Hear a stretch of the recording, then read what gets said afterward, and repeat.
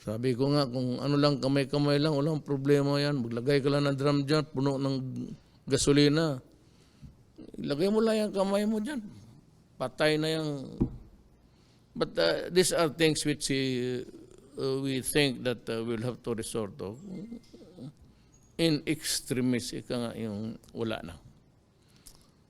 Ngayon, ang maganda nito, kasi 5,660 cases, ang 435 naka-recover. Ang 362 patay. Yan lang sa Pilipinas. Ewan ko sa probinsya, I do not have the, maybe this is yung data dito is all over the Philippines. Kaya hindi ko masisi yung anak ko na pati ako.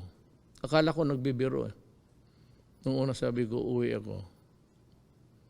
Tapos sabi, tumawag kay Bong, sabihin mo kay Mayor, kaya hindi ko siya papayagan maglanding.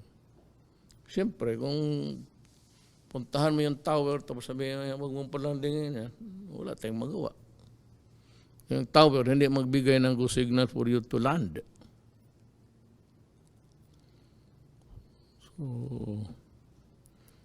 So ulitin ko yung nahuli. Yung nahuli na pinaglalaruan ninyo yung pera ng gobyerno, intended to help you. It's not na lahat kayo kinukundin ako. Probably there are about 80% na ano. Pero yung 20%, mga tarantado talaga. Ang problema, kung yung pamilya na yan, yung asawa, kasali sa 20%. So, magsusugal ako ngayon. O para sigurado, ang pera hindi masugal, hindi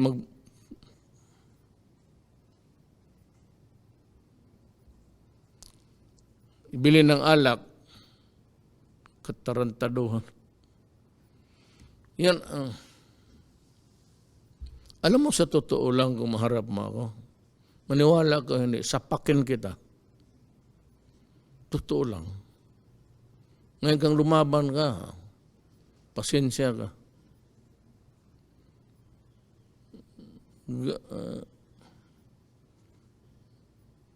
Ganun talaga.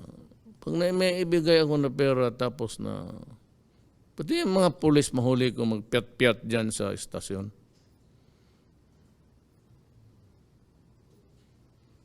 Tagdalawang suntok yan. Maglilinya yan. Kakala mo ang yaman ninyo, susugal kayo. Kulang na nga ang pera, buti ngayon, dublado na, isugal pa ninyo. At saka yung mga gagong pulis na sasabungan lang palagi. Wala na nga pera para pang pamilya, waldasin pa ninyo sa mga bagay ng inuman, sugal. Kaya sabi ko, maabutan ko kayo. Maniwala ka. Taga mo sa kung saan mo itaga yan. Sa bato, sa tubig. Talagang sapakin kita. Ngayon, mag-away man tayo kasi masaktan ka. Di ikaw. Anong gusto mo?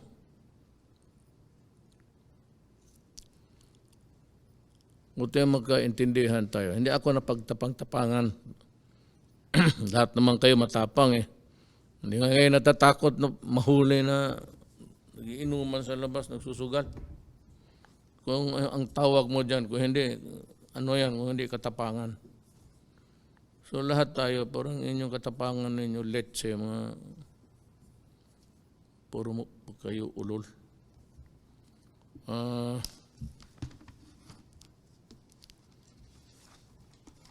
Tong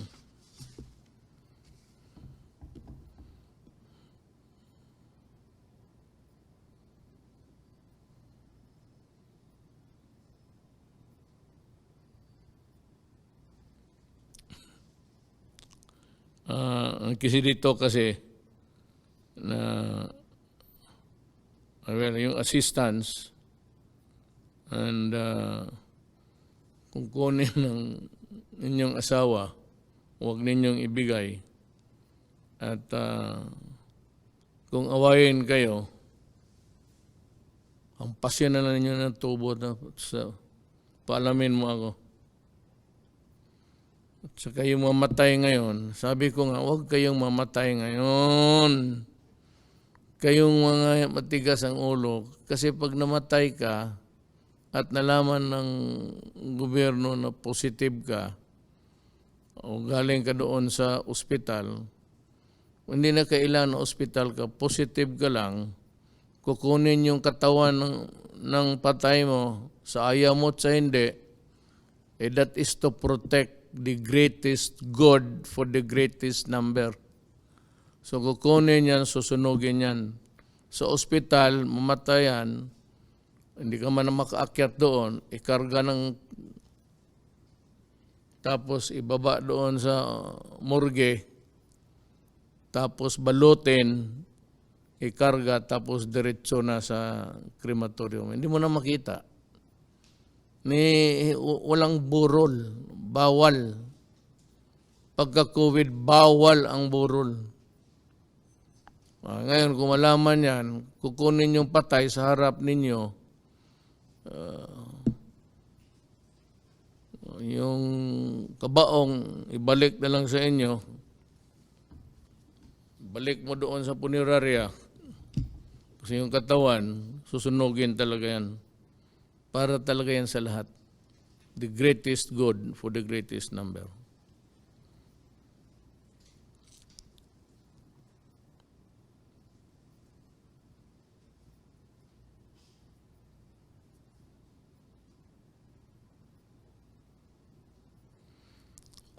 Gobyerno lahat. Hindi kayo makapili ng crematorium. The procedure as outlined by the Department of Health, hindi sa amin, masunod talaga. Ito namang may-ari ng crematorium, may I ask you to maintain yung presyo ng cremation before, ante-quarantine. Ibig sabihin, yung presyo na wala pa tayong problema, yun ang ibigay ninyo.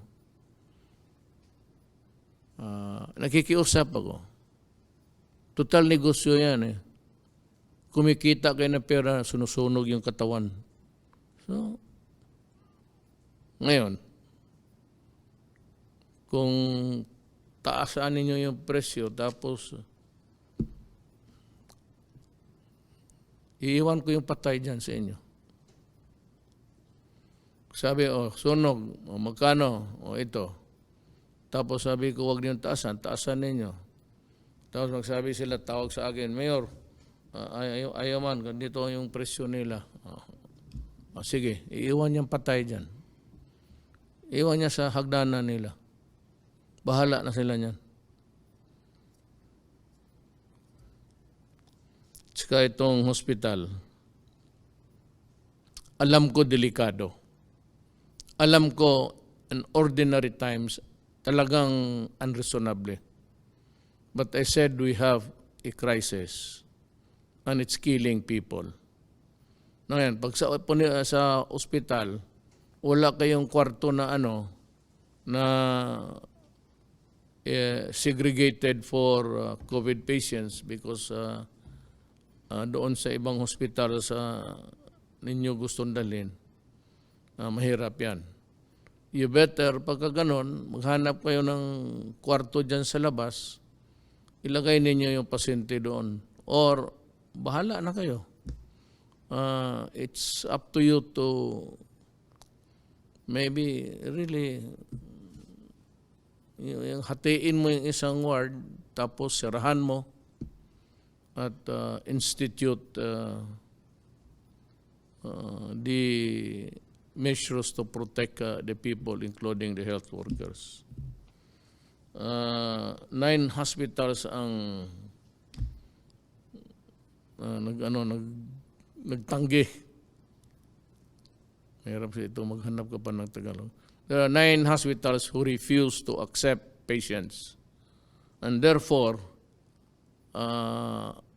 we are calling, not after the COVID crisis, but I'd be asking today the Department of Health to start the investigation. And I'm sorry, but there are rules to be followed. And when you begin to the rules, yan ang ganun tama, kakaproblema tayo. Hospital kayo, you are the sanctuary of the sick. You do not choose the ailment of the patient you are accepting. It is not just simply not within your power. Morally, kaya maghanap kayo ng paraan kung how to deal with the problem because you are a hospital. But sabihin mo na papasukin mo, mahawala, then that's a problem. You might want to start asking questions, build a tent there somewhere, doon muna ilagay, then you can determine. And I'm sure it will not be unreasonable. You're also trying to protect everybody in the hospital, including the sick patients. So I can understand. You can build a makeshift thing plus tent or what, and you can do the investigation there. Well, at a distance. But whether or not it is really enough, that is your problem. You're a hospital. So kung hindi mo kaya maging hospital, sasarahan na lang kita. Why pretend to be a hospital when you are not a hospital? Because you cannot choose the patients that you have to attend to medically. I hope I have made myself very clear on this.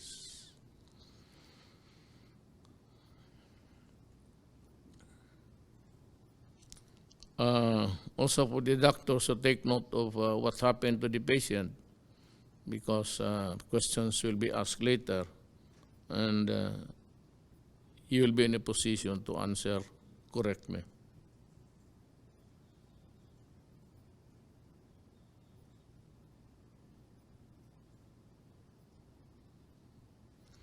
Yung tao na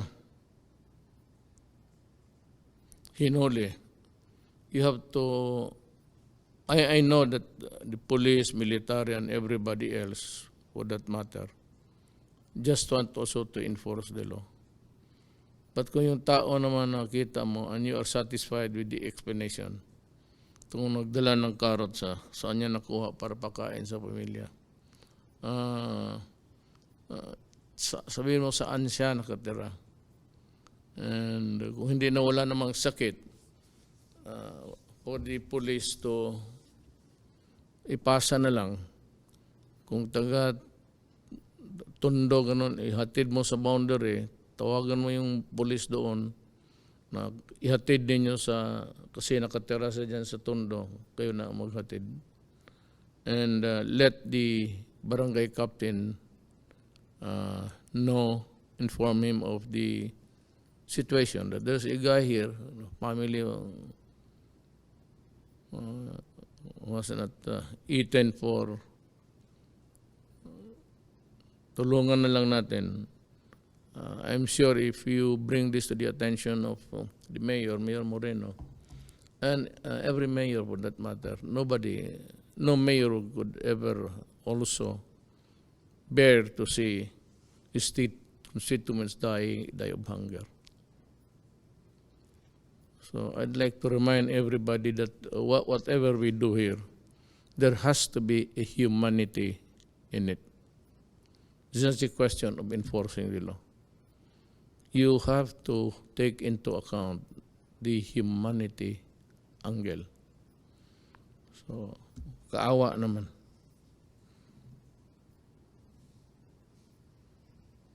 Konting tiis lang, sabi dito, kunting tiis nga, ako mismo, sabi ko sa iyo, 3 birthday. Ang masakit sa akin kasi ang nagbawal sa akin mag-land, ang anak ko. So sa panahong ito, kung ano yung pinapaira nila na batas, wala akong magawa. Because they're trying also to protect the people of Davao City. It might be a very noble gesture, but it can sometimes be cruel. Because people from the outside cannot enter Davao. Maybe you are allowed to leave, but to enter, wala na pati yung mga bus galing Bukidnon, North Davao, Del Sur, Occidental. A lot of those residents may mga anak, nag-aral. Ang problema, may lockdown. And you know, I have to admit it. This thing about sequestration or quarantine is a cruel. It's a cruel action by the government. Hindi madali ito. Pati ako nasasaktan.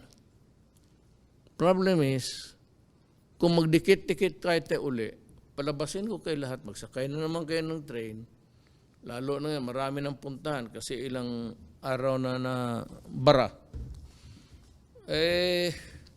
Magdikit-dikit na naman tayo, isang ubo lang, haros yung... Kasi kung hindi ko nilockdown ng Pilipinas, no? Kita mo yung mga bansa na, hindi naman, I don't know if it's... kayabangan rin ng mga leader. Ayaw. Buti tayo ganito na. Dahil nga, hindi akin yan, ha? Baka sabihin mo, napakahusay ni Duterte kasi nag-lockdown. Hintay lang kayo. Sabi ko, pag nandyan na yan bukas, may mga ano na yung iba, atat na rin yung gusto nila ilabas yung kanila. Yung kanila, antibodies na. Wala ng proseso. Antibodies na. Yan, yung iba, usually, magkuha ka kasi ng doon sa patay, kunan mo ng dugo niya, i-inject mo doon sa kabayo. Yung kabayo, kaya niya ng yun ang inject mo, dandahan sa kabayo rin. Huwag naman bigla, kasi magka-COVID talaga, biktima yan. Dahan-dahan lang, handang ma-immune. Pag marami ng antibodies yung kabayo, doon na kunin yung maraming, dumaan na yan ang kabayo. Gaya ng kagat ng ahas. Kaya sa Mindanao maraming ahas. Pero hindi ko alam na karamihang kubra lumipat na dito. Kita mo nagdadaldal. Ayan ang mga kubra. Walang ginawa kung hindi maghintay, magkagat. Sa ganito. Tako tayo sa bahay.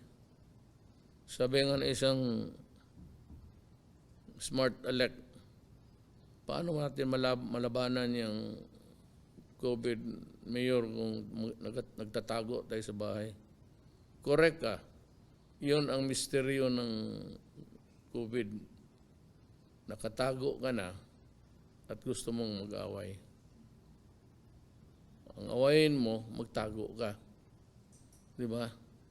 Magtago ka dahil mahawa ka. Gusto mong labanan, o sige, labanan natin. Paano? Magtago ka. O, ganun rin. Ang China, kasi nagsunod, yung sa Hubei, saan galing yung doon nag-umpisa itong contamination? Okay na. Nag-lockdown sila 59 days. Nung isang araw, binuksan nila. Maligaya na sila. Sumunod kasi wala na silang positive, not one of not even one sa population. So sunod lang tayo, baka magkaroon rin ang mangyari para magpasalamat tayo. Again, I said, I know it's hard. Alam mo, sa totoo lang, gusto ko na lumabas kayo. Alam mo bakit? We are running low. Low as in low yung ating supplies. Sabi ko nga, we cannot feed you forever hanggang kamatayan. Hindi ka naman paggamot lahat kaagad-agad. Ilan lang ospital. Wala man ang hospital na libo eh.